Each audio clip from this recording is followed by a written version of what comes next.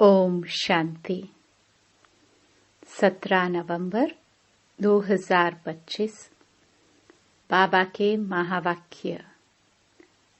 मीठे बच्चे, यह पुरुषोत्तम संगम युग है।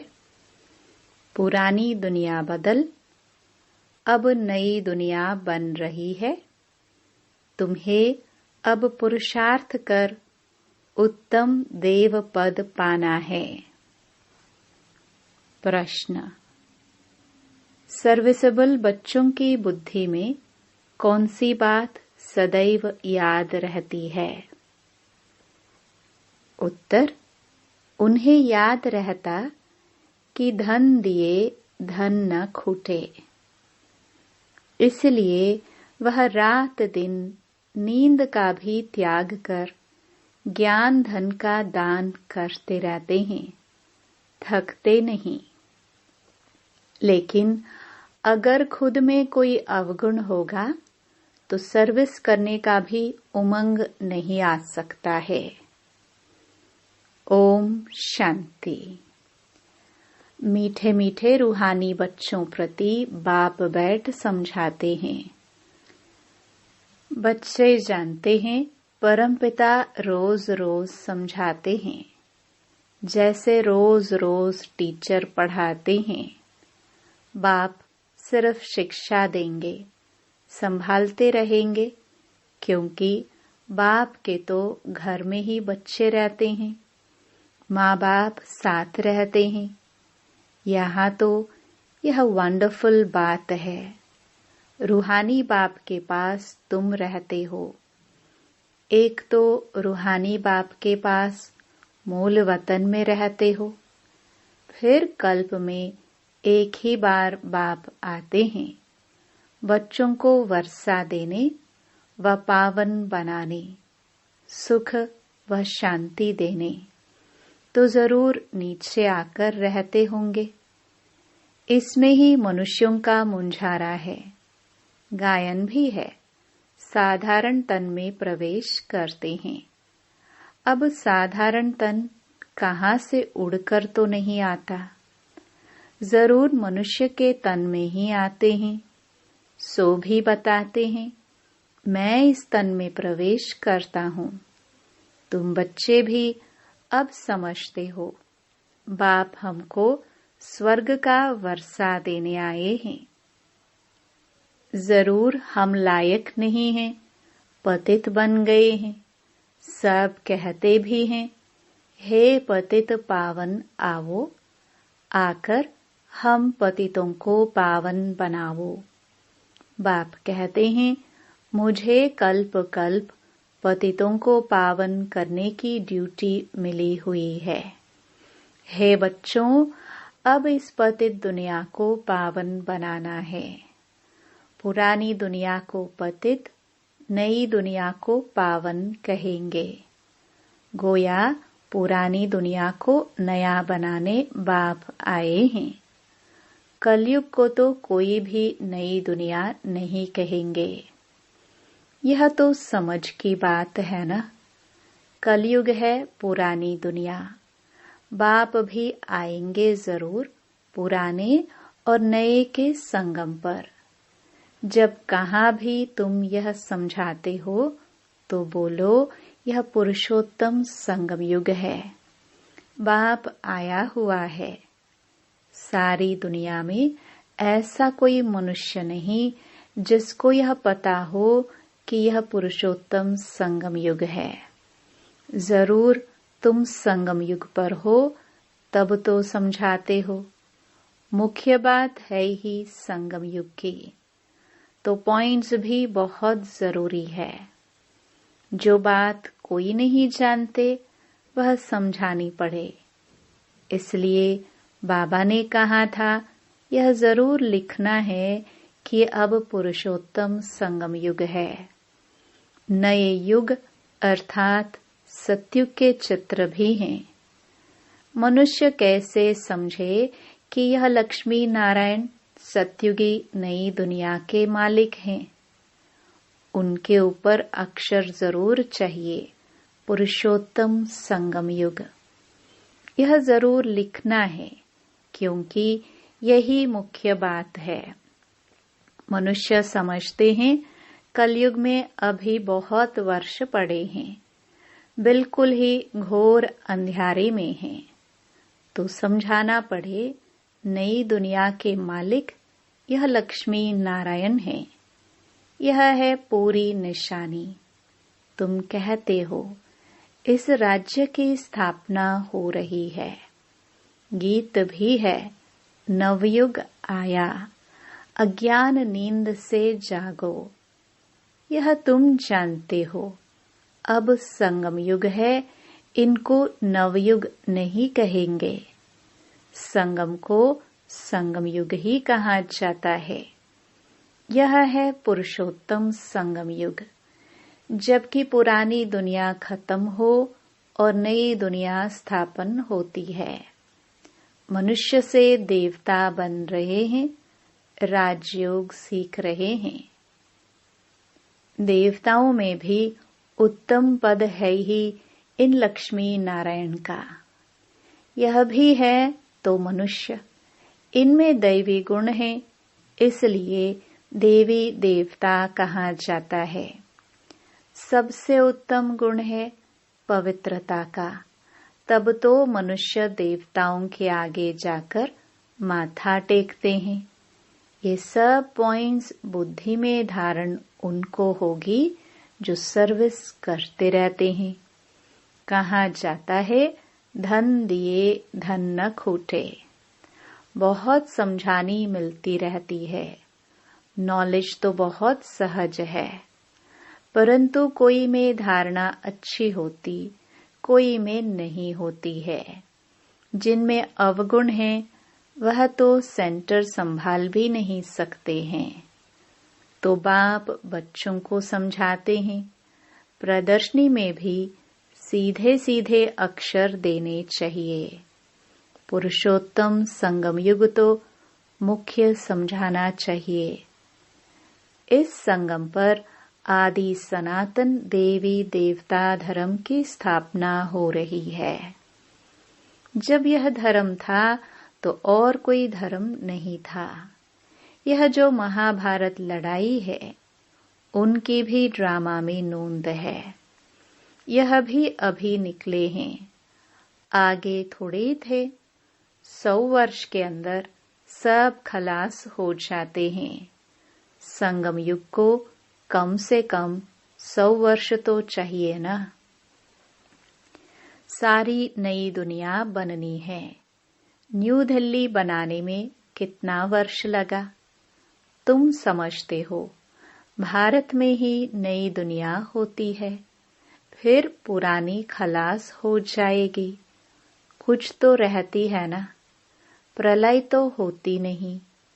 ये सब बातें बुद्धि में हैं। अभी है संगम युग। नई दुनिया में जरूर यह देवी देवता थे, फिर यही होंगे। यह है राजयोग की पढ़ाई। अगर कोई डिटेल में नहीं समझा सकते हैं तो सिर्फ एक बात बोलो, परमपिता परमात्मा जो सबका बाप है, उनको तो सब याद करते हैं। वह हम सब बच्चों को कहते हैं, तुम पतित बन पड़े हो, पुकारते भी हो, हे पतित पावन आओ। बरोबर कलयुग में है पतित, सतयुग में पावन होते हैं। अब परमपिता परमात्मा कहते हैं, देह सहित ये सब पतित संबंध छोड़ मामेकम याद करो तो पावन बन जाएंगे। यह गीता के ही अक्षर है भी गीता का युग। गीता संगम युग पर ही गाई हुई थी, जबकि विनाश हुआ था। बाप ने राजयोग सिखाया था, राजाई स्थापन हुई थी, फिर जरूर होगी। यह सब रूहानी बाप समझाते हैं ना। चलो इस तन में न आए और कोई में भी आए। समझानी तो बाप की है ना। हम इनका तो नाम लेते नहीं हैं, हम तो सिर्फ बतलाते हैं। बाप कहते हैं मुझे याद करो तो तुम पावन बन और मेरे पास चले आएंगे। कितना सहज है, सिर्फ मुझे याद करो और 84 के चक्र का ज्ञान बुद्धि में हो। जो धारणा करेगा वह चक्रवर्ती राजा बनेगा। यह मैसेज तो सब धर्म वालों के लिए है। घर तो सबको जाना है, हम भी घर का ही रास्ता बताते हैं। पादरी आदि कोई भी हो तो उनको बाप का संदेश दे सकते हो। तुमको खुशी का बहुत पारा चढ़ना चाहिए। परमपिता परमात्मा कहते हैं मामेकम याद करो तो तुम्हारे विक्रम विनाश होंगे। सबको यही याद करावो। बाप का पैगाम सुनाना ही नंबर 1 सर्विस है। गीता का युग भी अब है। बाप आए हैं, इसलिए वही चित्र शुरू में रखना चाहिए। जो समझते हैं हम बाप का पैगाम दे सकते हैं तो तैयार रहना चाहिए। दिल में आना चाहिए हम भी अंधों की लाठी बने। यह पैगाम तो कोई को भी दे सकते हो। बीके का नाम सुनकर ही डरते हैं। बोलो हम सिर्फ बाप का पैगाम देते हैं। परमपिता परमात्मा कहते हैं मुझे याद करो बस। हम किसकी ग्लानि नहीं करते। बाप कहते हैं मामेकम याद करो। मैं ऊंच ते ऊंच पतित पावन हूँ। मुझे याद करने से तुम्हारे विक्रम विनाश होंगे। यह नोट करो, यह बहुत काम की चीज है। हाथ पर व बाह पर अक्षर लिखाते हैं ना, ये भी लिख दो। इतना सिर्फ बताया तो भी रहमदिल कल्याणकारी बने। अपने से प्रण करनी चाहिए। सर्विस जरूर करनी है, फिर आदत पड़ जाएगी। यहाँ भी तुम समझा सकते हो, चित्र दे सकते हो। यह है पैगाम देने की चीज। लाखों बन जाएंगे। घर घर में जाकर पैगाम देना है। पैसा कोई देना दे। बोलो बाप तो है ही गरीब निवाज। हमारा फर्ज है घर घर में पैगाम देना। यह बाप दादा, इनसे यह वर्षा मिलता है। 84 जन्म यह लेंगे। इनका यह अंतिम जन्म है। हम ब्राह्मण हैं सो फिर देवता बनेंगे। ब्रह्मा भी ब्राह्मण है। प्रजापिता ब्रह्मा अकेला तो नहीं होंगे ना। जरूर ब्राह्मण वंशावली भी होगी ना। ब्रह्मा सो विष्णु देवता, ब्राह्मण है छोटी। वही देवता क्षत्रिय वैश्य शूद्र बनते हैं। कोई जरूर निकलेंगे जो तुम्हारी बातों को समझेंगे। पुरुष भी सर्विस कर सकते हैं। सवेरे उठकर मनुष्य जब दुकान खोलते हैं तो कहते हैं सुबह का साई। तुम भी सवेरे सवेरे जाकर बाप का पैगाम सुनाओ। बोलो तुम्हारा धंधा बहुत अच्छा होगा। तुम साई को याद करो तो 21 जन्मों का वर्षा मिलेगा। अमृत वेले का टाइम अच्छा होता है। आजकल कारखानों में माताएं भी बैठ काम करती हैं। यह बैज भी बनाना बहुत सहज है।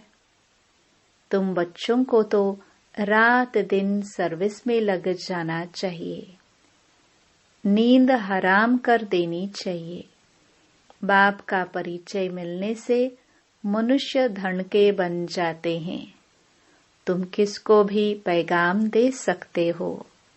तुम्हारा ज्ञान तो बहुत ऊंचा है। बोलो, हम तो एक को याद करते हैं। क्राइस्ट की आत्मा भी उनका बच्चा था। आत्माएं तो सब उनके बच्चे हैं। वही गॉड फादर कहते हैं कि और कोई भी देहधारियों को मत याद करो। तुम अपने को आत्मा समझ मामेकम याद करो तो विक्रम विनाश हो जाएंगे, मेरे पास आ जाएंगे।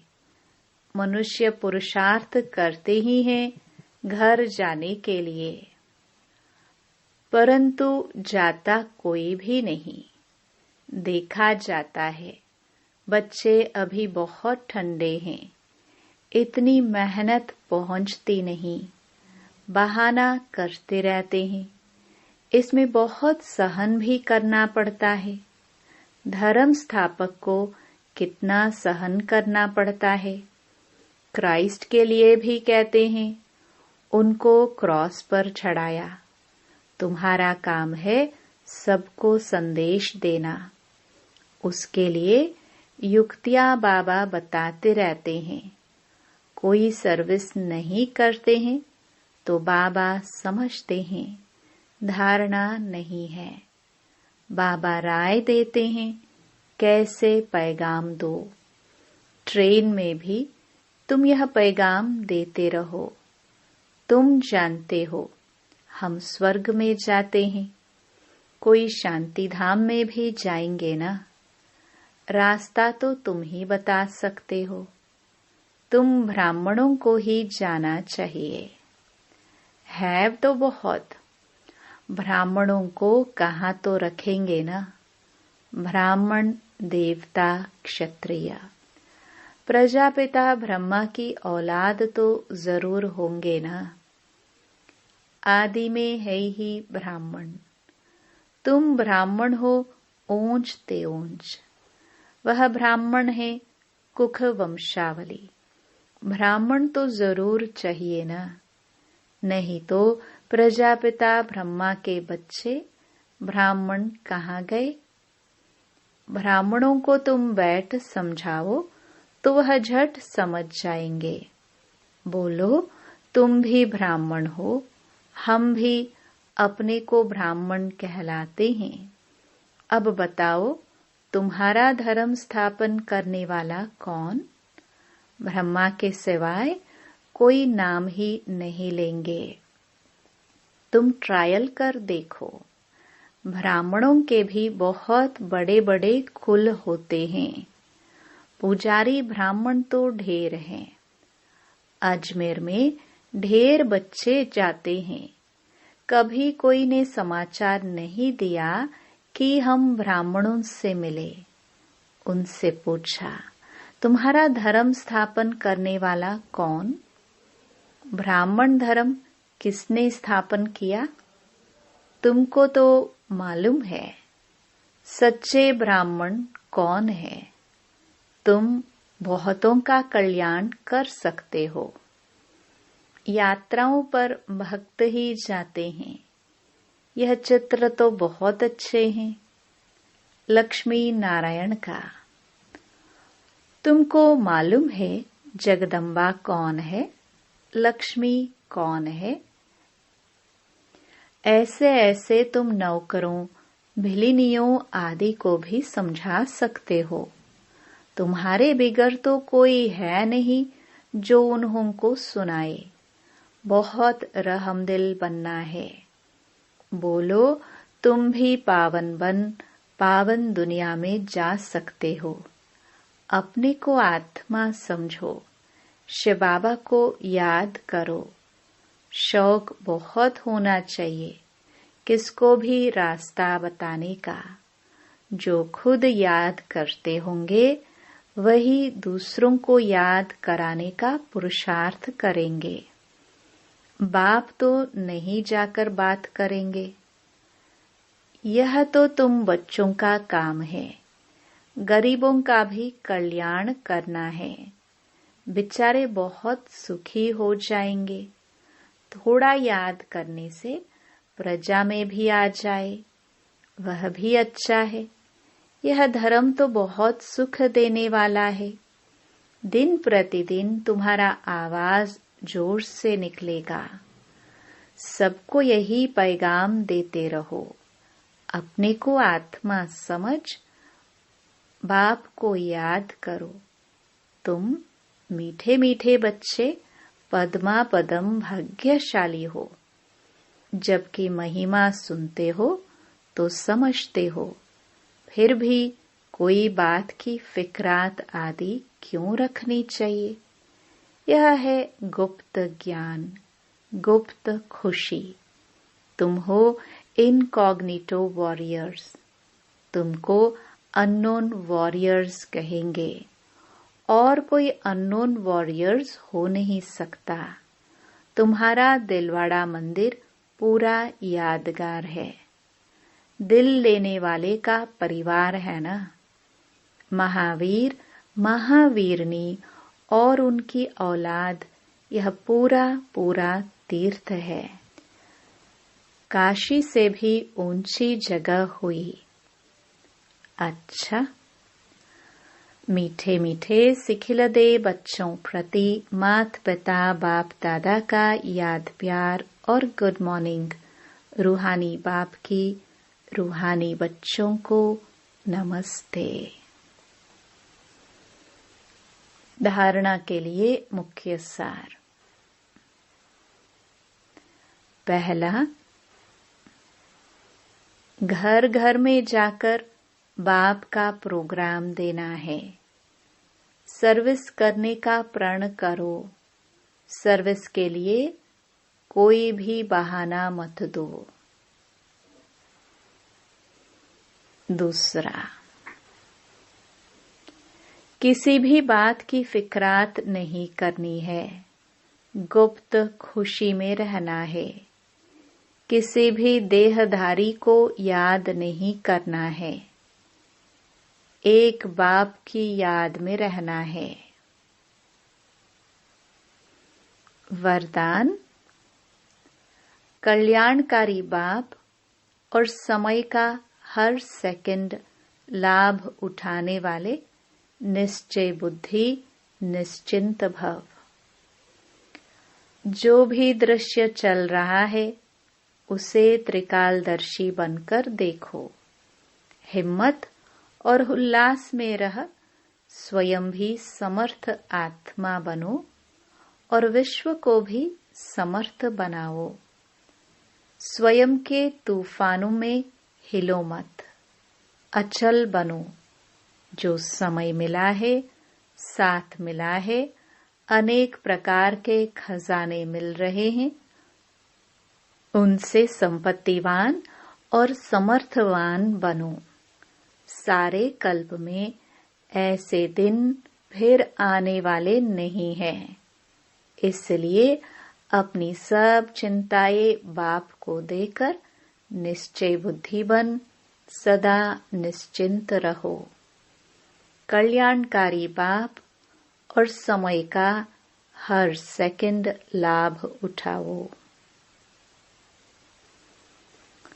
स्लोगन, बाप के संग का रंग लगाओ तो बुराइयां स्वतः समाप्त हो जाएंगी।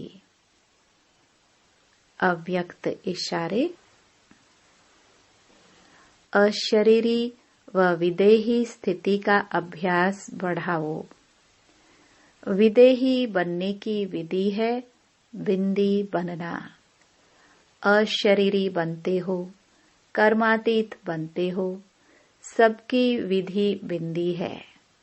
इसलिए बाप दादा कहते हैं, अमृत वेले बाप दादा से मिलन मनाते, रूह रिहान करते, जब कार्य में आते हो तो पहले 3 बिंदुओं का तिलक मस्तक पर लगाओ और चेक करो, किसी भी कारण में यह स्मृति का तिलक मिट तो नहीं जाता है। अविनाशी अमिट तिलक रहे। ओम शांति।